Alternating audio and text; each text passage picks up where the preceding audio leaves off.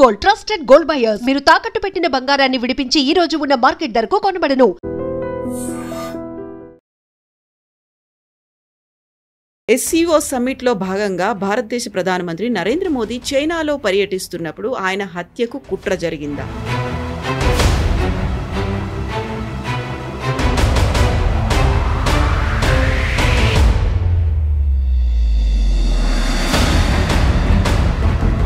ఒక వారం రోజుల నుంచి విపరీతంగా వైరల్ అవుతోంది, సర్క్యులేట్ అవుతోంది. CIA భారతదేశ ప్రధానమంత్రిని హత్య చేయడానికి కుట్ర పన్నింది అనేది. చాలా మటుకు మోదీ గారు వచ్చిన తర్వాత ఒక స్టేట్మెంట్ చేశారు కాన్ఫరెన్స్లో, మనందరూ ఆ వీడియో చూసాం. कल रात ही मैं जापान और चीन की यात्रा करके वापस लौटा हूं.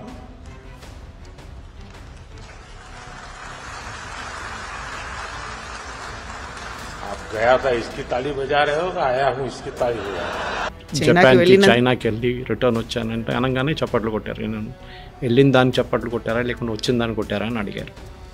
అది చాలా loaded statement.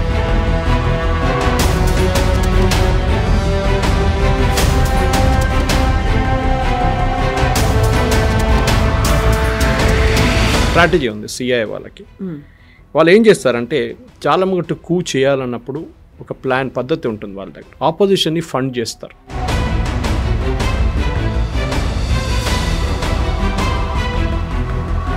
I don't want to destroy his political career అని ట్రంప్ ఒక 15 days బ్యాక్ అన్నారు.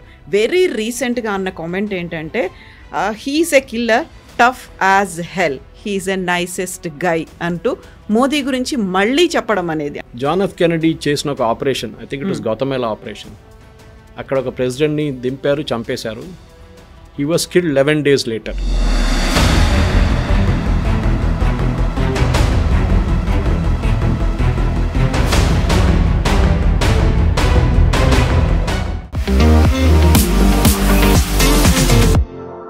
నమస్తే, నేను Kavitha. Welcome to I dream news and నిజాలు. SCO సమ్మిట్లో భాగంగా భారతదేశ ప్రధానమంత్రి నరేంద్ర మోదీ చైనాలో పర్యటిస్తున్నప్పుడు ఆయన హత్యకు కుట్ర జరిగిందా?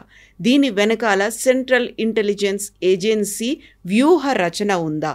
ఈ పథకాన్ని ముందే పసిగట్టినటువంటి రష్యా మోదీని అలర్ట్ చేసిందా? 45 నిమిషాలు కారులో కూర్చొని ఏం మాట్లాడుకున్నారు? CIA ఎందుకని భారతదేశ ప్రధాని హత్యకు వ్యూహ రచన చేసింది? యాక్చువల్గా ఇందులో నిజం ఎంత? మనతో పాటుగా ఉన్నారు సీనియర్ జర్నలిస్ట్ సురేష్ కొచతిల్ గారు. సార్ నమస్తే. ఒక వారం రోజుల నుంచి విపరీతంగా వైరల్ అవుతోంది, సర్క్యులేట్ అవుతోంది. CIA భారతదేశ ప్రధానమంత్రిని హత్య చేయడానికి కుట్ర పన్నింది అనేది. సో ఇందులో నిజం ఎంత ఉందంటారు? ఏం జరిగింది? దీనికి మనకు అక్కడ ఏం జరిగిందో మనకు తెలియదు. చాలా మటుకు మోదీ గారు వచ్చిన తర్వాత ఒక స్టేట్మెంట్ చేశారు కాన్ఫరెన్స్లో, మనందరూ ఆ వీడియో చూసాం. ఆడియన్స్ చప్పట్లు కొట్టారు. మోదీ గారు చెప్పారు, నేను చైనాకి వెళ్ళి రిటర్న్ వచ్చానంటే అనగానే చప్పట్లు కొట్టారు. నేను వెళ్ళిన దాన్ని చప్పట్లు కొట్టారా లేకుంటే వచ్చిన దాన్ని కొట్టారా అని అడిగారు. అది చాలా లోడెడ్ స్టేట్మెంట్. అది అందరికి చాలామంది అనలైజ్ చేశారు ఆ స్టేట్మెంట్. మోదీ గారు ఫేస్ కూడా అనలైజ్ చేశారు.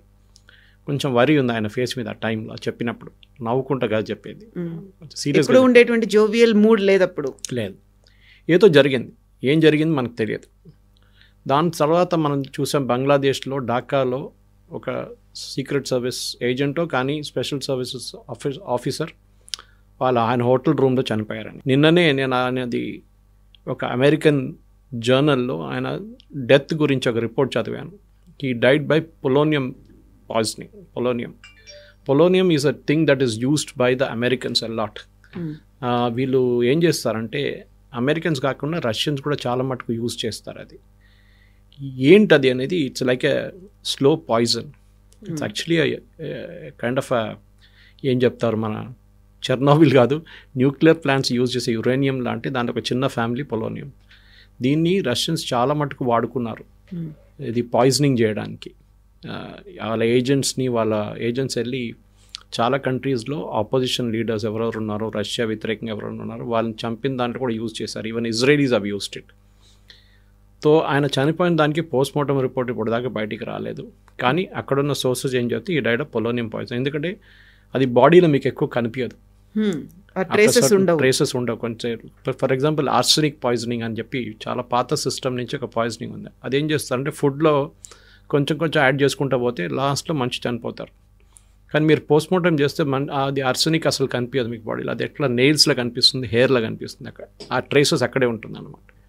ఈ కేసులో కూడా అదే జరిగింది. ఏం జరిగింది, దానికి దీనికి కనెక్షన్ ఉందా అంటే చైనా ఎక్కడ ఉంది, బంగ్లాదేశ్ ఎక్కడ ఉంది, ఎందుకు జరిగిందని మనకు తెలియదు. కానీ ఆయన చనిపోయిన తర్వాత అమెరికన్ ఎంబసీ రియాక్షన్ చూడాల్సింది. ఢాకాలో వాళ్ళు ఆ ఫ్లోర్ మొత్తం సీల్ చేసేసారు, ఎవరిని రానియలేదు, బంగ్లాదేశ్ పోలీస్ని ఎవరిని. బాడీ డైరెక్ట్గా తీసుకెళ్ళిపోయారు without any local postmortem, no local formalities, nothing. అక్కడే మనకు చాలా డౌట్ వస్తుంది, ఎందుకు ఎంత సీక్రెటివ్గా ఎందుకు చేశారని చెప్పి. అసలు అమెరికన్ అక్కడ ఎందుకున్నాడు అనేది. సో మోదీ గారు చెప్పిన మాటకి మోదీ గారు దానికన్నా ఎక్కువ, నేను ట్రంప్ స్టేట్మెంట్ ఒకటి మీకు ఐ రీడ్ అవుట్ స్పెసిఫిక్లీ. ఇది ట్రంప్ 16th October చేసిన ఒక statement. I'm reading from times of India. Trump ఏం చెప్పారంటే, మోదీ గారి గురించి మాట్లాడుతూ he doesn't want to destroy his political career అన్నారు మోదీ గారిది. Is a great friend but I don't want to destroy his political career. ఎందుకు, ఏంటి ఆ స్టేట్మెంట్, అది చాలా ఇంపార్టెంట్.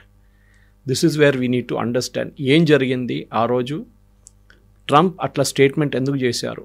మోదీ గారు మంచి మనిషి, చాలా ఫ్రెండ్లీ మనిషి, I don't want to destroy his political career. So ఇప్పుడు I don't want to destroy his political career అనేది అది ఒక పాజిటివ్ యాంగిల్లో తీసుకోవచ్చా, లేకుంటే ఆయన కూడా గివింగ్ ఎనీ ఇండికేషన్ అనుకోవాలా?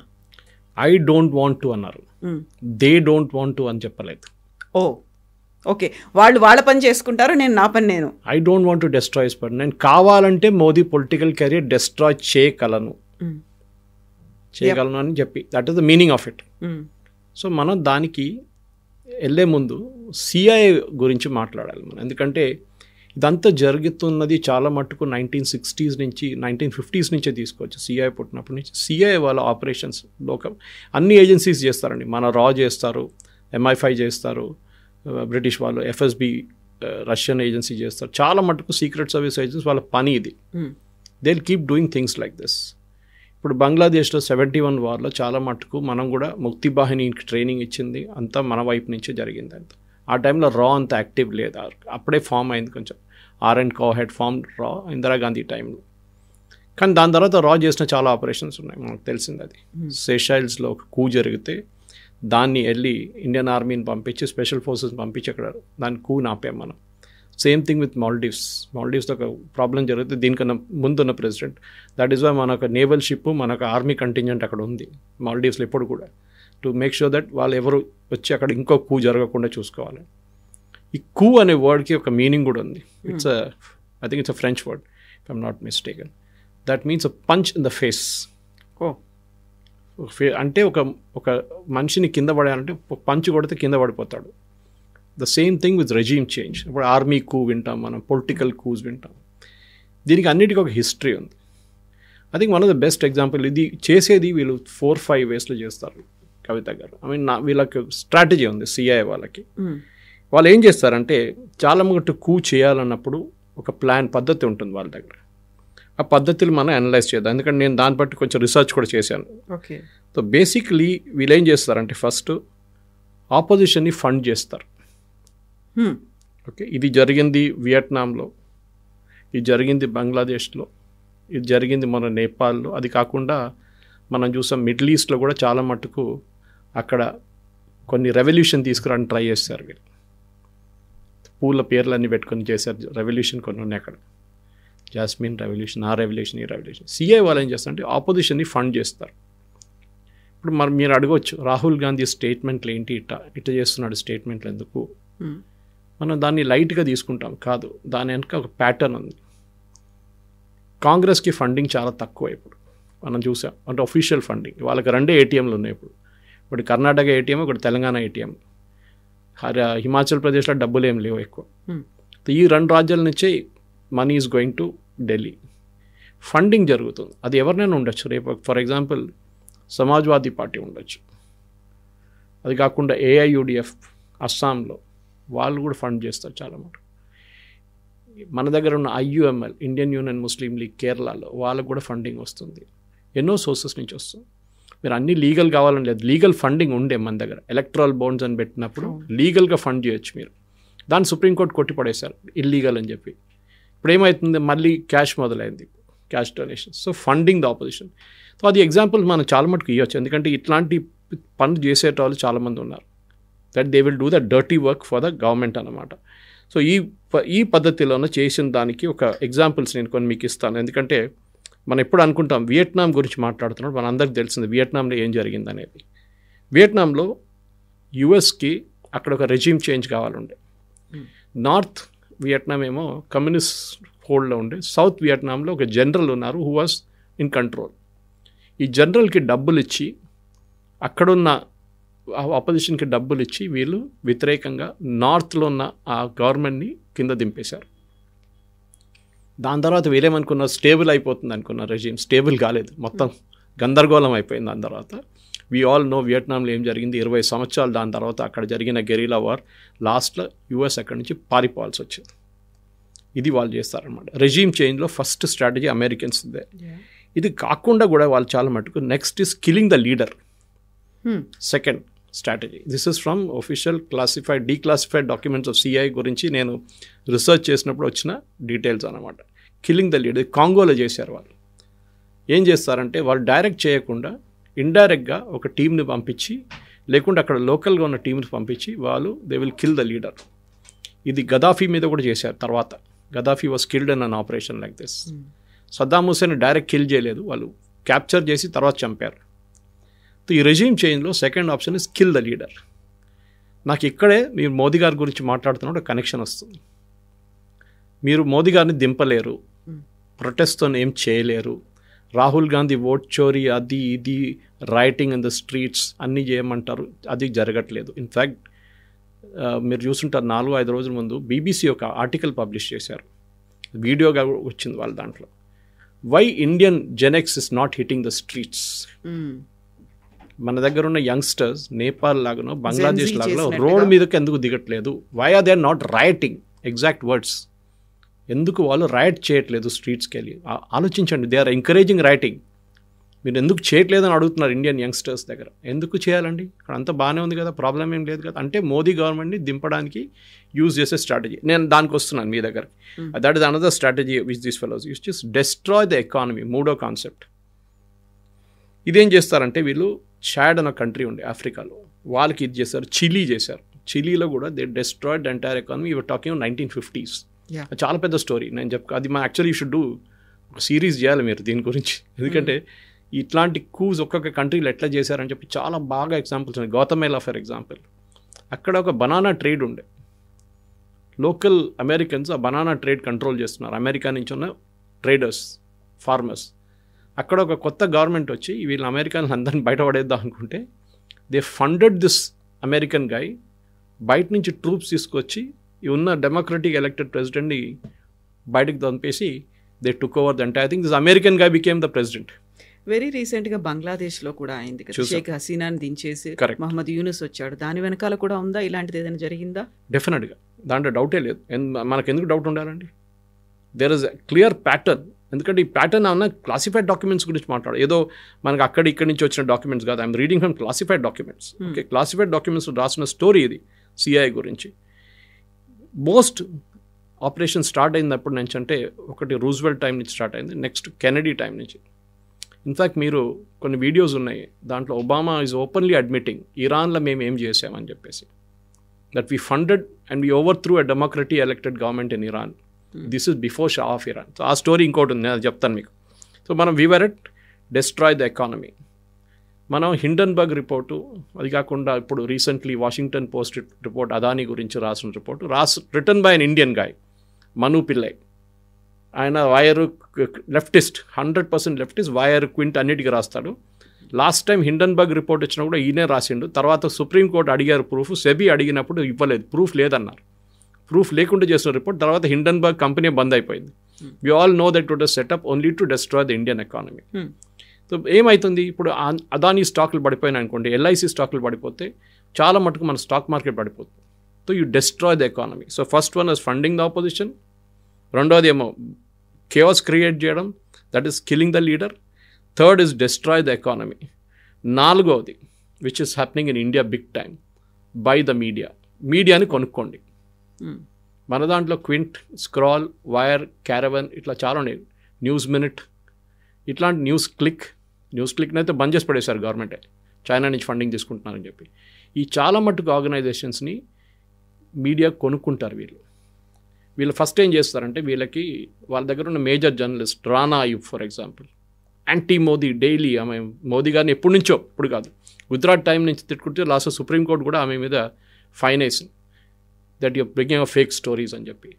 రానా అయూబ్కి స్కాలర్షిప్ ఇస్తారు కొలంబియా యూనివర్సిటీలో, which is a leftist den. Scholarship ఇచ్చి 1 year 2 year అక్కడ అకాడమిక్ థింగ్, దాంతోపాటు 4 అవార్డులు 3-4 అవార్డులు ఇచ్చేస్తారు.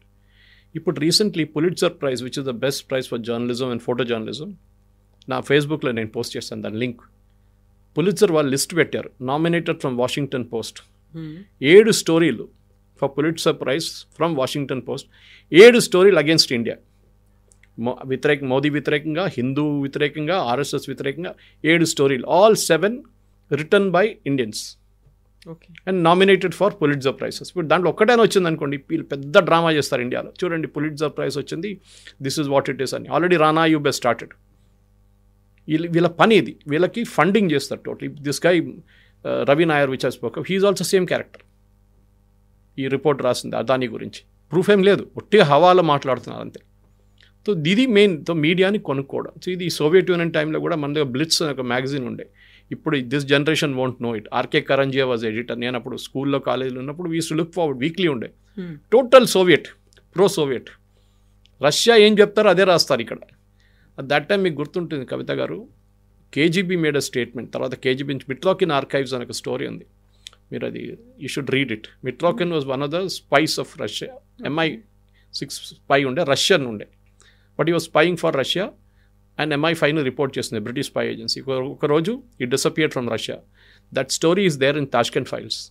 తాష్కెంట్ ఫైల్స్ సినిమాలో మీకు కనిపిస్తుంది, కానీ రెండు సూట్ కేసులు తీసుకొని is walking towards the British embassy.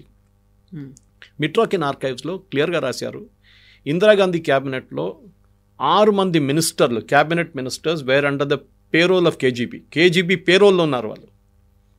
KGB నెలకు వాళ్ళకి లక్షల డబ్బులు ఇస్తారు. క్యాబినెట్ మీటింగ్లో డిసిషన్ తీసుకోగానే మాస్కోకి తెలిసిపోతుంది. That time it was Soviet union, USSR. So అక్కడ ఏం జరుగుతుంది, బ్రెజ్నెవ్ కానివ్వండి, ఎవరైనా కానివ్వండి, ఆ టైంలో వాళ్ళకి ఇమ్మీడియట్గా సోవియట్ యూనియన్కి ఇక్కడ ఇండియన్ క్యాబినెట్లో ఏం డిస్కస్ చేస్తారో అది మీటింగ్ వచ్చేస్తుంది. సో అదొక way of doing it. So by the మీడియాని కొనుక్కొని న్యూస్ కన్సిస్టెంట్గా మోదీ గారు వ్యతిరేకంగా రాయడం. చైనాలో ఏదో ఒక కాన్ఫరెన్స్ జరిగితే దాని 4 పేజ్ సప్లిమెంట్ ఇక్కడ పబ్లిష్ అవుతుంది. And N. Ram Narasimhan Ram already is admitted that is a cardhold member of the Communist Party of Indialo. Cardhold member. Ana. It's very clear. Rafael వచ్చినప్పుడు మీకు గుర్తుంటుంది, రఫాల్ గురించి కథలు రాసిన మంచి నరసింహన్ రావు. తర్వాత మనకందరూ తెలిసింది supreme court pulled him up for cropping the main part of the file and saying you put fake news again. మీరు కావాలని చెప్పి రఫాల్ని ఆపడానికి ట్రై చేశారు, ఎందుకంటే చైనాకి రఫాల్ వస్తే చైనాకి ఇంపాక్ట్ ఉంటుంది. So they don't want రఫాల్ to come. అది చాలా మటుకున్నాయి అట్లాంటి ఇన్సిడెన్సెస్. మీరు హిందువులు అనలైజ్ చేసుకుంటూ పోతే పబ్లికేషన్స్ని యూజ్ చేస్తారు వీళ్ళు to create a media story against Modi. ఇప్పుడు latest is Indian Express 2 editions ఉన్నాయి ఇప్పుడు, ఒకటి నార్త్ ఒకటి సౌత్. రామ్నాథ్ గోయన్కా గారు యాంటీ ఎస్టాబ్లిష్మెంట్ గురించి ఇందిరాగాంధీ వ్యతిరేకంగా రాసిన పేపర్ ఇప్పుడు రోజు పొద్దున దేయంగానే మోదీ గారిని తిడతారు. కేరళలో ఉన్న ఛానల్స్ చూడండి, ఎక్సెప్ట్ ఫర్ జనం టీవీ, మిగతా అందరూ anti Modi. Same with every other channel. ఇక్కడ అంతా లేదనుకోండి, తెలుగులో ఇట్స్ లోకల్ పాలిటిక్స్ ఎక్కువ ఉంటుంది, కానీ అక్కడ దే టార్గెట్ మోదీ డైరెక్ట్లీ. ఎందుకంటే ముస్లిం ఓట్లు, క్రిస్టియన్ ఓట్లు, అసలు ముస్లిం ఓట్లు రావనుకోండి, క్రిస్టియన్ ఓట్స్ రాకూడదని ట్రై చేస్తారు చాలా మటుకు. మిజోరాంలో ఏదైనా, మణిపూర్లో ఏదైనా జరిగితే అది పెద్ద గొడవ, ఛత్తీస్గఢ్లో నన్స్ మీద అటాక్ చేస్తే పెద్ద గొడవ. అదే టైంలో మిగతా ఎక్కడైనా హిందువుల మీద దాడి చేస్తే అసలు మాట్లాడరు. ఇవాళ Kukis have killed 1 Hindu guy, news రాదు అది కేరళలో. ఇట్లాంటి చాలా చోట్ల మీకు కనిపిస్తుంది that they bought over the media completely. ఒకసారి మీరు మీడియాను కొనుక్కుంటే మీరు ఇన్ఫ్లుయెన్స్ చేయవచ్చు. ఇప్పుడు చాలామంది నాకు ఫోన్ చేసి అడుగుతారు, లేకుంటే మెసేజ్, సురేష్ గారు ఈ న్యూస్ కరెక్టా అని అడుగుతారు. మళ్ళీ నేను ఎక్స్ప్లెయిన్ చేయాల్సి వస్తుంది, వాళ్ళు కాదు బాబు ఇది తప్పు ఉంది, లేదు సార్ అంతా చాలా వైరల్గా నడుస్తుంది మీడియాలో అంటే చెప్తాను. That is idea behind it, to make it viral అన్నమాట. సో నేను 4 ఇన్స్టెన్సెస్ మీకు ఇచ్చాను. So I have given you instances of funding the opposition, అదొకటి. బంగ్లాదేశ్ లాంటి, నేపాల్ లాంటి చేసిన దాంట్లో killing the leader, destroying the economy, 4 media take over. లాస్ట్లో చాలా ఇంపార్టెంట్ మీరు అడిగిన ప్రశ్నకి, creating the chaos. Bangladesh, Nepal, Iran చాలా చోట్ల ఏం చేస్తారంటే Iranian revolution, Sri Lanka to a certain extent, ఎందుకంటే అక్కడ లోకల్ కోపం చాలా ఉండేది, ఎందుకంటే కరప్షన్ చాలా ఎక్కువ ఉండే అక్కడ. ఇప్పుడు చూడండి, ఇప్పుడు వచ్చిన government is a leftist government. And Trump or CIA will never ఎప్పుడు అలో చేయరు ఒక లెఫ్టిస్ట్ గవర్నమెంట్. కమ్యూనిస్ట్ గవర్నమెంట్ రానియరు వాళ్ళు. కానీ ఇప్పుడు ఎలక్షన్ గెలిచిందేమో ఇట్స్ కమ్యూనిస్ట్ గవర్నమెంట్. కానీ ఇండియాతో చాలా ఫ్రెండ్లీగా ఉన్నారు. మొన్న వాళ్ళ ప్రధానమంత్రి కూడా ఇండియాకి వచ్చారు, మీరు చూస్తుంటారు. She came to India, she came to Delhi, met Modiji and all. In fact she is a student of Hindu college in Delhi. ఆమె అక్కడ చదివింది అనమాట. సో చాలా మటుకు షీ ఆల్సో సెట్ మనం కోఆపరేషన్ చేసుకోవాలి, ఎస్పెషల్లీ ఎడ్యుకేషన్ సెక్టర్లో చాలా ఉంది. Sri Lanka is not a case, but Bangladesh yes hard core CIA operation. అది ఎందుకు చేశారు కూడా ఎవరికి తెలియదు. This is one secret of CIA operation. మీరు ఎందుకు చేస్తున్నారని ఎవరికి తెలియదు, ఎవరు చేపిస్తున్నారో ఎవరికి తెలియదు. ఇట్ ఆల్ స్టార్ట్స్ ఒక టెక్స్ట్ బుక్ కేసు అనమాట. ఇది ఒక ప్యాటర్న్ ఉంది, వాళ్ళ దగ్గర ఫైల్ ఉంటుంది. ఆ ఫైల్ తీసి ఇట్లా చేయాలి, ఈ లీడర్కి డబ్బులు ఇవ్వాలి, ఇడికేయాలి, గొడవ చేపియాలి, ఆర్మీని కొంచెం కొనుక్కోవాలి, ఆర్మీని పక్కన జరపాలి, పోలీసు వాళ్ళని పక్కన జరపాలి, వాడు ఎక్కడ తగలబెడతాడు తగలబెట్టి. నేపాల్లో ట్రై చేశారు, కానీ నేపాల్ ఏమైందంటే అక్కడున్న లోకల్ పాపులేషన్, అక్కడ చేసిన వాళ్ళు కాదు, local population were in support of the king. మాకు రాజు కావాలి, మాకు మొనార్కీ కావాలని చెప్పి ప్రొటెస్ట్ కూడా చేశారు 1 year బిఫోర్. వాళ్ళు వ్యతిరేకంగా రాగానే అక్కడున్న లోకల్ పోలీస్ బికెమ్ స్ట్రిక్ట్. దాని తర్వాత ఒక్కొక్కడు ఎవరోడు అక్కడ తగలబెట్టాడు, ఏం చేశాడు, బస్సు కానివ్వండి, నేపాల్ పార్లమెంట్ కానివ్వండి, కొంతమంది చంపిన అందరినీ ఇప్పుడు లోపలేసుకున్నారు. ఆల్మోస్ట్ 250 నుంచి 260 మంది ఇప్పుడు జైల్లో ఉన్నారు, ఎవరెవరు ఆ రోజు గొడవ చేసిన వాళ్ళు. సో నేపాల్లో దానికోసం చూడండి, రెజీమ్ చేంజ్ జరగలేదు. గవర్నమెంట్ రిజైన్ చేసి కొత్త గవర్నమెంట్ వచ్చేసారు అంతే. But no regime change technically has happen. US కాదు, కానీ ఎస్ అక్కడ కూడా ట్రై చేశారు, there is no doubt in that అన్నమాట. కానీ రియాక్షన్ టైం బాగుండే and they really work done. Even Sri Lanka also, Sri Lanka కూడా జరిగింది. నేను ఒక ఎగ్జాంపుల్ ఇస్తాను కవిత గారు.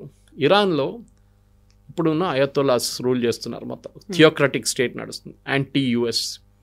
మనం ఎప్పుడు ఆలోచించాల్సిందంటే ఎందుకు వీళ్ళకి ఎంత కోపం యుఎస్ వ్యతిరేకంగా. డెత్ టు అమెరికా అంటారు పొద్దున్న లేవగానే, కొమెనీస్ కానీ ఎవరైనా ఖమనేని వీళ్ళందరూ. డెత్ టు అమెరికా స్టార్ట్ అయిందంటే వీళ్ళ దగ్గర ఒక ప్రధానమంత్రి ఉండే, మొహమ్మద్ మొసజే, 1951 to 53. ఇరాన్లో డెమోక్రటిక్లీ ఎలెక్టెడ్ గవర్నమెంట్, ప్రైమ్ మినిస్టర్ ఈయన. కానీ ఈయనేం చేశారంటే అక్కడ రాగానే ఈ సిఐఏ వాళ్ళు MI6కి ఈయనకు నచ్చదు. ఈయనేం చేశారు, అక్కడున్న కొన్ని oil companies, British oil companies ఉండే అప్పుడు ఇరాన్లో, ఇరానియన్ లోకల్ కంపెనీస్ ఎవరు లేరు, బ్రిటిష్ వాళ్ళు వచ్చి ఇక్కడ డిగ్ చేసి ఆయిల్ తీసుకెళ్ళిపోతున్నారు. These are talking early 50s. అప్పుడు ఇంకా ఆయిల్ ఇండస్ట్రీ డెవలప్ అవుతుంది సౌదీ అరేబియాలో కూడా. అప్పుడే వాళ్ళకు ఆయిల్ దొరికింది, అక్కడ కనిపిస్తుంది ఆయిల్ ఉందని చెప్పి ప్రాస్పెక్ట్ చేశారు వాళ్ళు. చేశారు వీళ్ళు. ఒక బ్రిటిష్ పెట్రోలియం అని ఇప్పుడున్న కంపెనీది ఒక పేరెంట్ కంపెనీ ఉండే అప్పుడు ఇరాన్లో. ఆ కంపెనీ వాళ్ళు ఇట్లనే ఆయిల్ తీసుకెళ్ళిపోతే this president Mossadegh came and said, how can you do this, మాది కదా ప్రాపర్టీ, మా ఆయిల్, మా ల్యాండ్, మీరు ఎట్లా చేస్తారంటే ఆయన్ని దింపాలి. సో ఏం చేశారు, ఈయన పైన ఒక ఆయన ఉన్నారు, ఎవరు, షా ఆఫ్ ఇరాన్, ఆయన రెజ్వా పెహ్ల్వి అనే పేరు. He was a king of Iran. Okay. ఆయన్ని తీసుకొచ్చి అక్కడ గొడవ చేయించి మొత్తం స్ట్రీట్లంతా రైటింగ్ చేయించి ఈ ప్రెసిడెంట్ని కింద దింపిన తర్వాత ఆయన్ని హౌస్ అరెస్ట్లో పెట్టారు. First 2 years he was under solitary confinement. దాని తర్వాత చనిపోయిన దాకా ఆయన పాప హౌస్ అరెస్ట్లో ఉన్నారు ఆయన. This guy became shah of Iran, Pahlavi. And మనకు అందరూ తెలిసింది 79లో ఈ ఖమేనీ వచ్చిన తర్వాత ఖొమేనీ వచ్చి వీళ్ళని కిందకి దింపి అమెరికన్ ఎంబసీ క్యాప్చర్ చేసి జిమ్మీ కార్టర్ టైంలో లాస్ట్లో ఒక పెద్ద నెగోసియేషన్ జరిపి చాలామంది పొలిటికల్ ప్రిజనర్స్ రిలీజ్ చేసిన తర్వాత వీళ్ళు కూడా రిలీజ్ చేశారు, అమెరికన్ ఎంబసీ స్టాఫ్ని కూడా. అది పెద్ద స్టోరీ, ఇంకో స్టోరీ ఉందన్నమాట ఇరాన్లో ఏం జరిగింది ఆ రోజు అనేది. కానీ ఇదన్నీ మనం చూసుకుంటూ వస్తున్నది. మన మెయిన్ థింగ్ ఏంటంటే ఈ అమెరికాలో జరిగే ఈ అమెరికా చేస్తున్నటువంటి కుట్ర పనులు చాలా మట్టుకు ఇట్ ఈస్ ఆల్ ప్లాన్డ్. మనం అనుకుంటుంది ఏం ప్లాన్డ్ కాదని చెప్పేసి.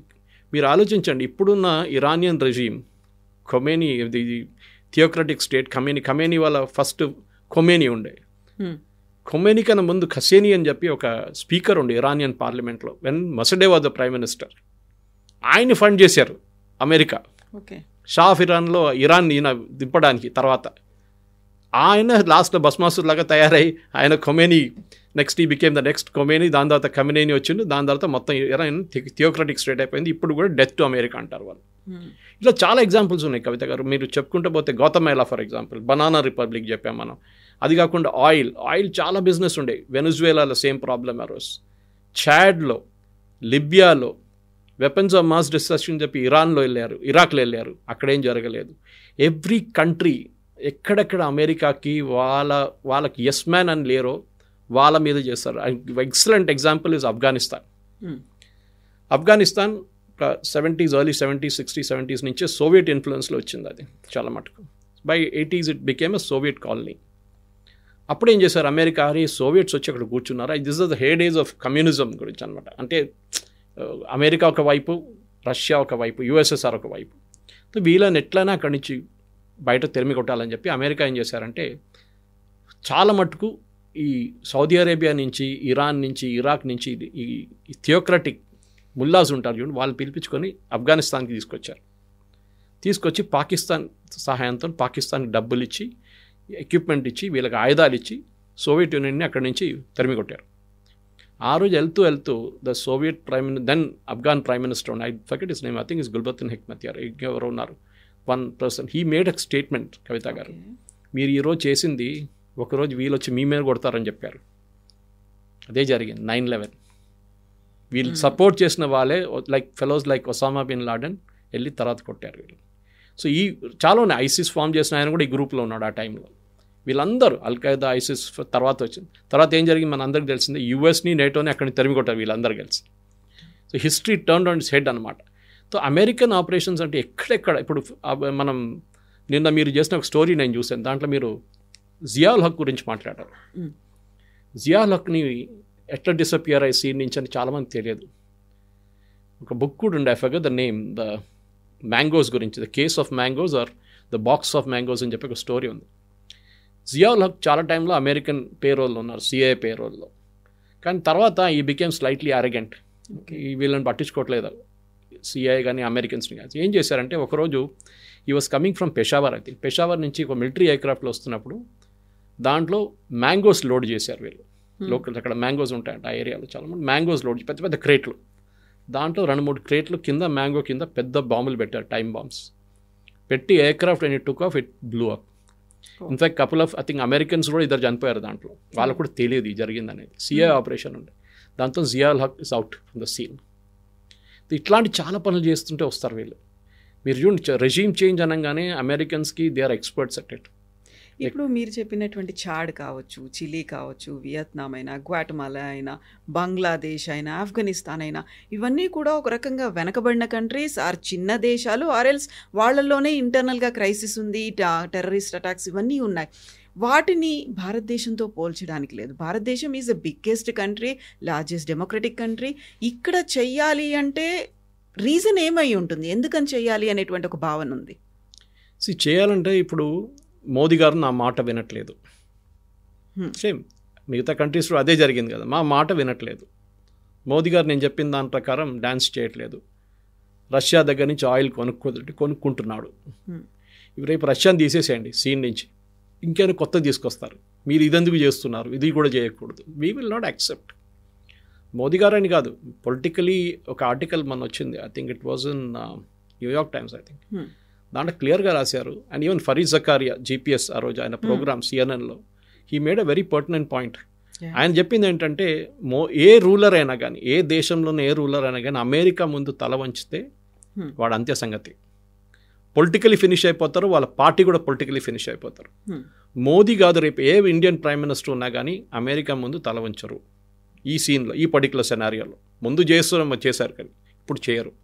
మన్మోహన్ సింగ్ మన అందరికి తెలిసిందే, న్యూక్లియర్ ఒక పోఖ్రాన్లో టెస్ట్ చేయడానికి రెడీగా ఉన్నప్పుడు దాన్ని ఆపేశారు. నరసింహరావు టైంలో కూడా జరిగింది అదే.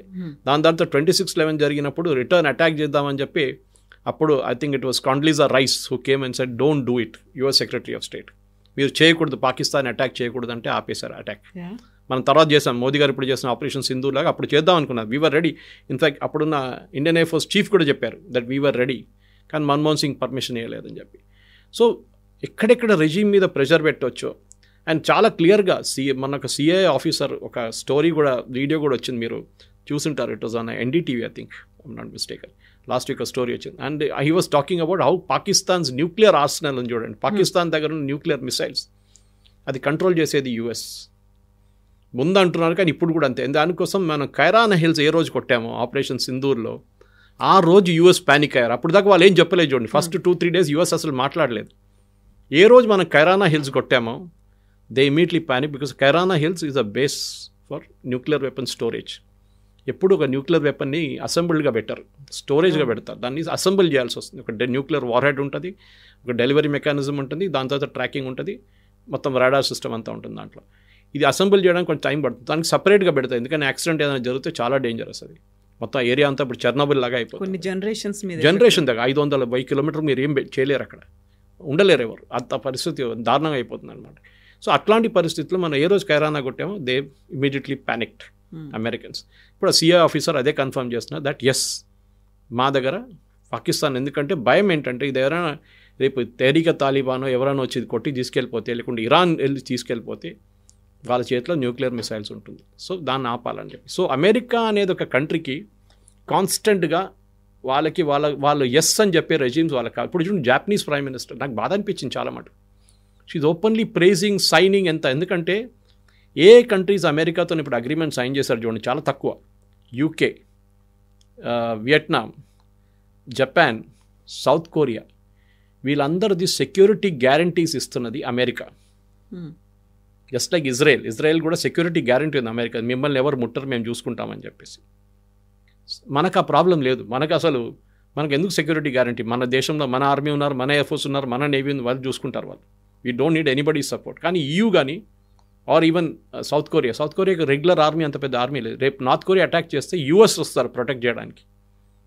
This is the main thing, మనం మర్చిపోతున్నాం దాని గురించి. సో దాట్ ఈస్ వై దానికి పెద్ద పెద్ద దేశాలు సైన్ చేయలేదు, అమెరికాతో అగ్రిమెంట్ సైన్ చేయలేదు. వాళ్ళు అంటున్నారు తర్వాత చూద్దాం, మనం ఇప్పుడు కాదు, వీల్ స్పీక్, మనం కూడా మాట్లాడుతున్నాం, possibly by November ending or December మన అగ్రిమెంట్ సైన్ చేస్తాం మనం. But on hour terms 15% or 16% duty రాబోతుంది ఎట్లయినా. కానీ ఈ అమెరికన్ ఉన్న రెజీమ్ చేంజ్, మోదీ గారితో ఆ రోజు జరిగిన SCO సమ్మిట్లో జరిగిన కాంట్రవర్సీ, ఆ కార్లో కూర్చొని ఎందుకు మాట్లాడారు 45 నిమిషాలు ఎప్పుడు జరగదు, because minute to minute program ఉంటుంది. ఒక్క ప్రోగ్రామ్ 1 నిమిషం 30 సెకండ్ కూడా మార్చరు. అట్లాంటి టైంలో మోదీ గారి కోసం ఫస్ట్ వెయిట్ చేశారు పుటిన్ కార్లో. మోదీ గారు ఆయన హోటల్ నుంచి రావడానికి 10 నిమిషాలు పట్టింది. దాని తర్వాత కార్లో కూర్చొని డెస్టినేషన్ చేరుకున్న తర్వాత బయటకు దిగకుండా కార్ లోపల కూర్చొని 45 నిమిషాలు మాట్లాడారంటున్నారు. పాసిబ్లీ కూర్చొని wait till all green signal was given by the security, Putin security, then వాళ్ళు కార్ నుంచి బయటకు వచ్చారు. ఆ రోజు అక్కడ ఏదైనా అటాక్ ప్లాన్ చేసి ఉన్నారా, ఏదైనా అటాక్ జరిగిందా మనకు తెలియదు, అది ఎప్పుడు డిస్క్లోజ్ చేయాలి. ఇంకోటి అంటే చైనాకు కూడా చాలా ఎంబారాస్మెంట్, ఎందుకంటే వాళ్ళ టెరిటరీలో దాన్ని జరిగితే వాళ్ళ మీద వస్తుంది ఇదంతా. సో వాళ్ళు కూడా చాలా కేర్ఫుల్ ఉంటారు. సో వాళ్ళు బహుశా టిప్ ఆఫ్ చేశారో, Russians security agencies tip of చేశారో మనకు తెలియదు. బికాస్ పుటిన్ సెక్యూరిటీ చాలా స్ట్రిక్ట్, చాలా టైట్. మీరు బిలీవ్ చేయరు, ఈవెన్ డోర్ హ్యాండిల్ చూడండి, ఆయన యూజ్ చేసిన కార్ డోర్ హ్యాండిల్ క్లీన్ చేస్తారు దాని తర్వాత సెక్యూరిటీ వాళ్ళు, ఎందుకంటే దాని మీద DNA ప్రింట్స్ ఉంటుంది. ఎవరైనా వచ్చి రేపు ఆ DNA ప్రింట్స్ తీసుకెళ్ళిపోతారని చెప్పి అప్పుడు పుటిన్ హెల్త్ ఎట్లా ఉందని తెలిసిపోతుంది దాని నుంచి. అది కూడా క్లీన్ చేస్తారనమాట. ఏ పాయింట్ అయినా కానీ, ఆయన ఉండే హోటల్ కానీ ఏదైనా కానీ మొత్తం వైప్అవుట్ చేసేస్తారు వాళ్ళు, ఏ ఎవిడెన్స్ లేకుండా. సో అట్లాంటి సెక్యూరిటీ టైంలో న్యాచురల్లీ ఏదో జరిగింది, కానీ మనకు తెలియదు.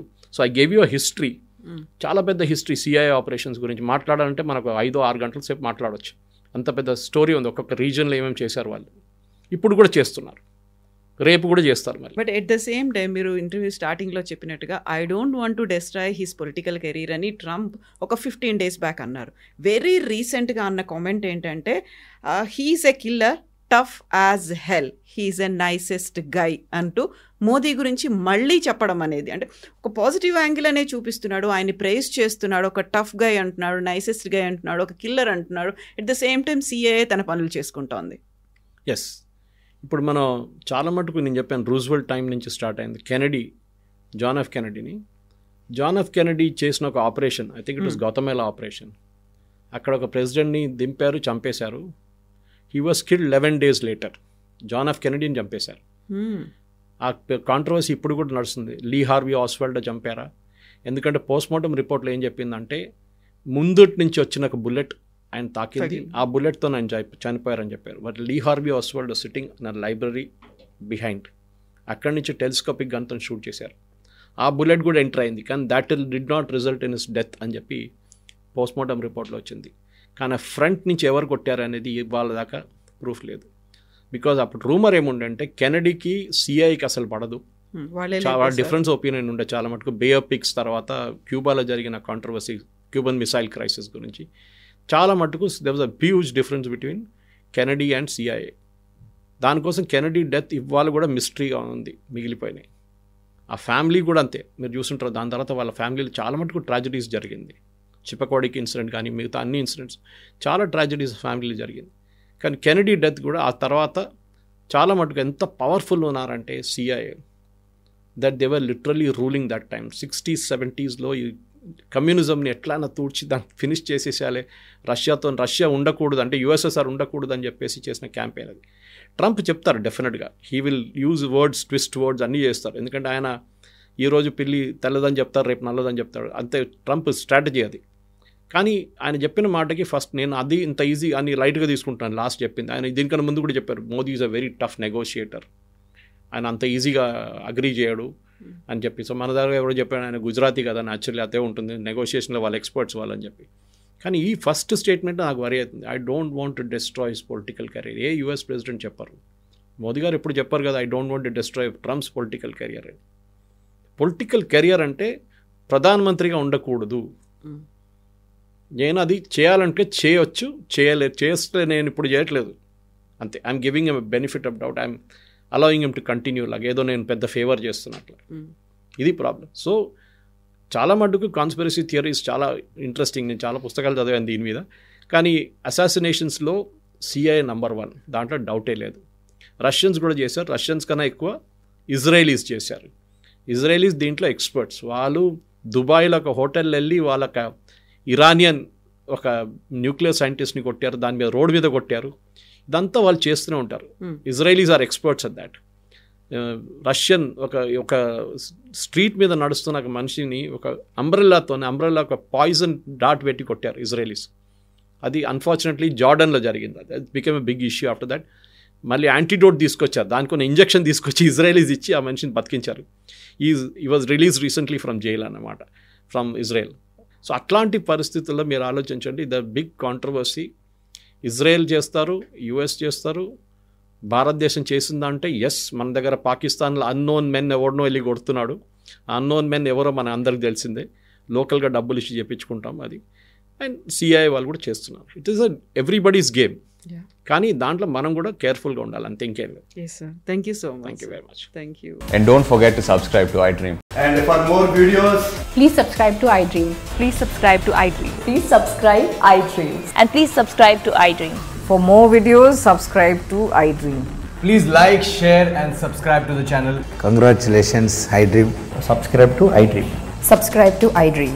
So subscribe to iDream Media. iDream ki iDream team andarki huge congratulations. Please subscribe iDream Media. Please subscribe to iDream. Subscribe iDream. Please subscribe to iDream. iDream అంటే నా కళల ఛానల్ సబ్స్క్రైబ్ చేసుకున్న నోరు తిరుగుతలేదు, మీరైతే గంట గుర్తు కొట్టండి. For more such videos, please subscribe to iDream. Subscribe to iDream. Please subscribe to iDream. Please subscribe iDream Media. Please do subscribe to iDream. Please subscribe to iDream Media. For best entertainment and information, please subscribe iDream.